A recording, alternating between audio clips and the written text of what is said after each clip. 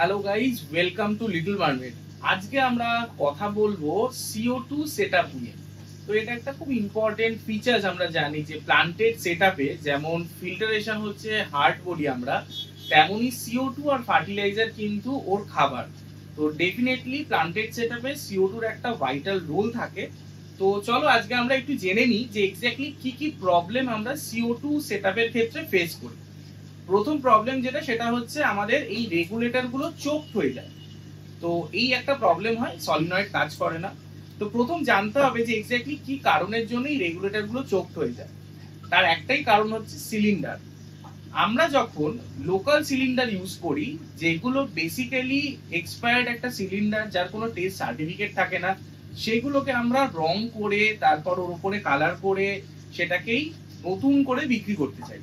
তো সেই ক্ষেত্রে কি হয় প্রবলেম, আমরা এর ওপরটাকে যখন লোকাল সিলিন্ডারের রং করছি, এভরিথিং করছি, বাট ভেতরের যে জং বা রাস্ট, যে সমস্ত আয়রন কোর্স থাকছে, সেগুলো কিন্তু থেকেই যায়।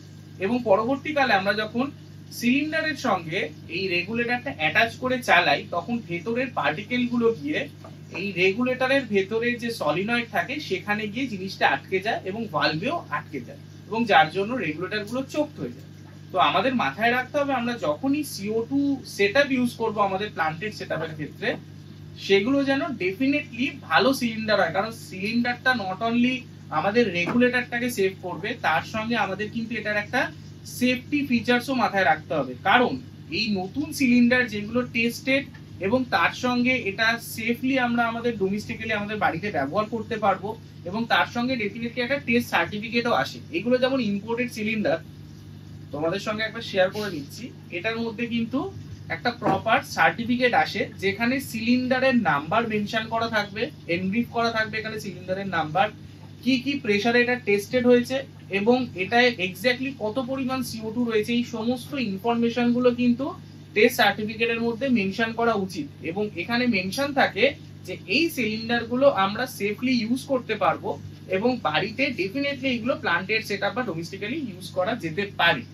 তো প্রথম আমাদের মাথায় রাখতে হবে, আমরা অ্যাকুরিয়াম সেটআপে, প্লান্টেড সেটআপে যখন কোনো সিলিন্ডার ইউজ করব, সেটা যেন সেফ থাকে, সেটার সাথে যেন একটা টেস্টেড সার্টিফিকেট থাকে, যেখানে সেফলি আমাকে এই সিলিন্ডার ইউজ করার জন্য ওরা অ্যাসিওর করছে, এবং তারপরে একটা ভালো রেগুলেটর। তো এখানে তোমাদেরকে দেখাচ্ছি, এটা একটা খুব ইউনিক রেগুলেটর, খুব সুন্দর ব্র্যান্ড, যেটা রেগুলেটরটা খুব কম্প্যাক্ট থাকে। আর এর বিশেষত্ব হচ্ছে এই হচ্ছে ওর সলিনয়েডের পোর্শন। আমরা যদি মেজার করি, এটা অলমোস্ট 2 ইঞ্চি সাইজের একটা সলিনয়েডের পোর্শন, যেটা অ্যাটাচ থাকে ওর বাবল কাউন্টারের সঙ্গে। অর্থাৎ এটার সুবিধাটা কি থাকছে দেখে নি। আমরা এটাকে জাস্ট বাবল কাউন্টারটা যদি এখানে পুশ করি, তাহলেই এটা লক হয়ে যাচ্ছে, এবং এটাকে আমরা সিলিন্ডারের সঙ্গে অ্যাটাচ করে ফেলতে পারছি। তাহলে এই সলিনয়েডের পোর্শনটা কিন্তু পুরোপুরি সেপারেট থাকছে রেগুলেটরের থেকে। অর্থাৎ এটাই কোনো কারণে যদি চোকড হয়ে যায় এবং এটা খারাপ হয়ে যায়, এটাতে রেগুলেটরের কোনো প্রবলেম হবে না। রেগুলেটরটা টোটালি একটা সেপারেট এন্টিটি। অর্থাৎ এটা খুব সুন্দর একটা ফিচার্সের সঙ্গে এসছে। আমরা শুধুমাত্র এই পার্টিকুলার সলিনয়েডের মধ্যে এই ফিচার্সটা দেখতে পাই, এবং এই সলিনয়েডটা কিন্তু বহুদিন ধরে রান করছে, কোনো প্রবলেম হচ্ছে না। আর ভেতরে আমরা দেখতে পাচ্ছি, দেখো আমি দেখানোর চেষ্টা করব, ওরিংটাও খুব প্রিমিয়াম কোয়ালিটির রেড কালারের ওরিং রয়েছে এটার মধ্যে। তো ডেফিনেটলি এটা একটা খুব ভালো জিনিস। তো আমরা যখনই আমাদের CO2 সেটআপ নিয়ে আলোচনা করব বা পারচেজ করব, আমরা যেন এই পয়েন্টগুলো খুব মাথায় রাখি। সেটা হচ্ছে আমরা প্রেফার করব সবসময় নতুন সিলিন্ডার আমাদের জন্য নেওয়ার, এবং সেকেন্ডলি সেই সিলিন্ডারের সঙ্গে যেন একটা টেস্ট সার্টিফিকেট থাকে অতি অবশ্যই, এবং থার্ড হচ্ছে আমরা যখন কোনো রেগুলেটর ইউজ করব, সেই রেগুলেটরটা যেন খুব প্রিমিয়াম কোয়ালিটির হয়, ভালো কোয়ালিটির হয়। তো সেক্ষেত্রে আমরা এটাকে লং টার্ম ভাবে ইউজ করতে পারি।